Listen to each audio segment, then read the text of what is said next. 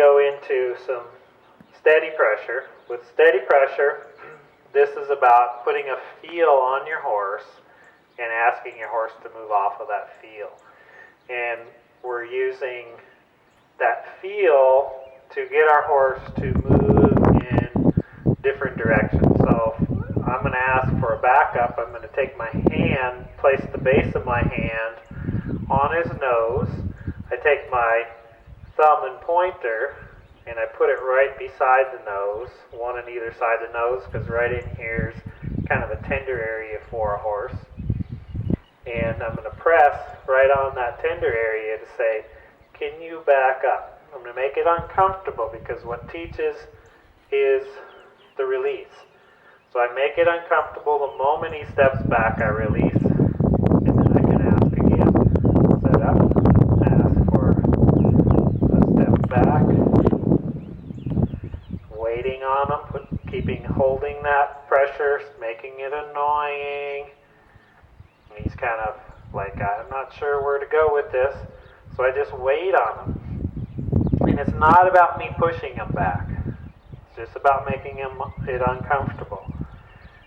There I release because he actually softened in his neck a little. His feet didn't move, but he softened. He thought backwards. And I released again there, until he gets down to his feet. So we first release for the mind, then release for the body, and then we release for the feet. So if he's thinking back, I'm going to release. If his body moves back, I'm going to release. Then when his feet move, I'm going to release. So that's the progression. Then once the feet move one step, then can I get more than that? So I slowly increase what I ask. So that's the backup. Now I'm going to ask for the hind feet to step around the front. Can I keep the front feet in a hula hoop size and just move the hind feet around? I come in, ask right on his side, say, can you step around?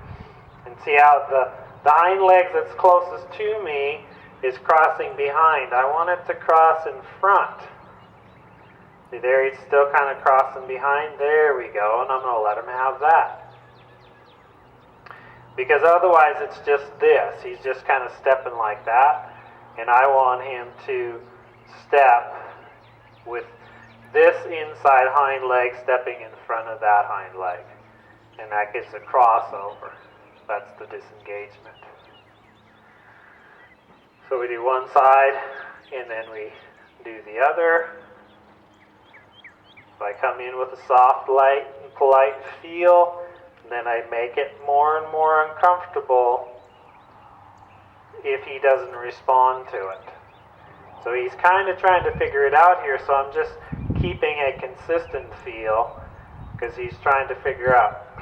I keep a feel on his face, so he's bent towards me, so he doesn't turn into me with his hind. There it is. The inside hind didn't step up and across, but it was my first good step, so I'm going to ask again. Got his head tipped, but I don't want to pull his hind in, pull on the face to get the hind in to move. All I'm looking for is for him to stay bent around me, just to keep myself safe. If he were to turn in with his hind, they sometimes, when you press here, will want to come in and kick at you because they're like, well, that's an annoying fly or bug. So I'm going to come in again. There. Release and ask again because he didn't step up and across. So I'm asking, putting a feel on, waiting on him.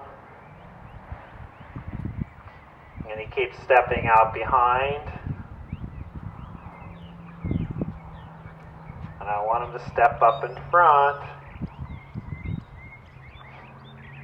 Now I'm putting a feel on and he's just kind of ignoring that. So then I can come in with a little bit of rhythmic to say, hey, don't ignore my steady. And I'll get to the rhythmic here in a little bit. But that we actually stepped up and across. So now I'm going to pick up and ask again. There was a try, but he's still stepping behind and not in front. So now I put more of a feel, he's ignoring, then I come in with a rhythm, and there it is, and then a release. And then I ask again. Hey. So he's okay, yeah, there we go, finally. He actually stepped up and across with a light feel with my hand and move that front end around. So there's the hind end. Now can I move the front end by standing facing the neck, and now I'm going to have one hand just underneath the ear in front of the halter, so I can grab the halter if I need to if the horse walks forward. I place my other hand on the shoulder here. So I first ask the head to tip away from me, then I ask with this hand on the shoulder to say, move this foot, the foot that's connected to the hand that I have my shoulder, or the shoulder here. I'm going to ask it to step in front of the other one there, and then I let him have that. Give him a moment, then set it up again. So I first get the head, there we go. Then we get the feet moving. So I ask the head to tip, then I come on with the hand on the shoulder, pressing, making it uncomfortable till I get a response. But I always start off with a real soft, light, polite. And it's not a jabby jab jab. It's coming on with a feel, slowly increasing that feel until I get a response. And if you saw with the hind end, if I put a feel on and it's a fairly firm feel and the horse still ignores, then I can come in with some rhythmic. So again, I'll show you. Come on, ask that head to tip over, come on with my hand on the shoulder, say step around there, step around,